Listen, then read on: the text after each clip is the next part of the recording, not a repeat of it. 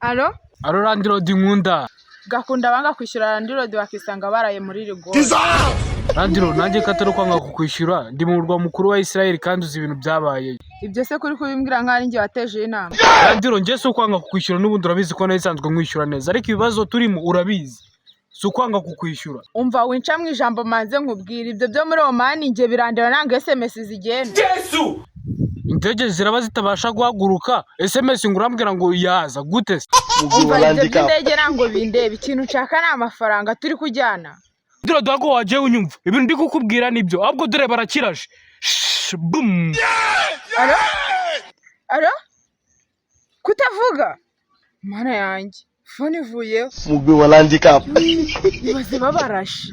Rw'uyu munsi ndarucitse ariko uyu nguyu nzajya nkomeza musikame nzayibamo. Shana kundi subu. Ako nubundi ari hanze. Kambe nujo gata wenda zahamagara.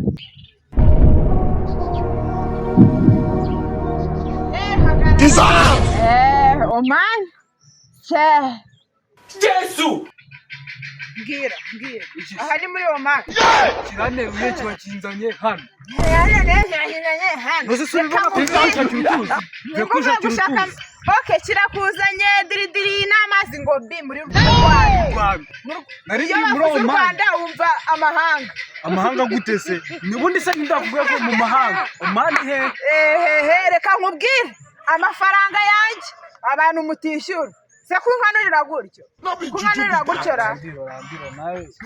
Reka nkubwire. Noneho. Andro shaka ukundi kuntu tubigenza. Muri Oman diri no mu Rwanda ngo pi. Ese ko bari bakurashe.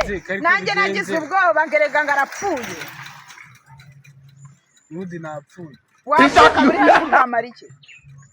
Shaka amazi. Reka nkubwire ubaye amazi ntayakumenaho. Amazi niba turi mu muhanda bivuze kunyambura. Tuzatanga. Bivuze kunyambura. Nyinangani mu muhanda. Reka ngeze amazi muri ubwo ndagaruka tubivugane. Je nanga ibintu reka nkubwire.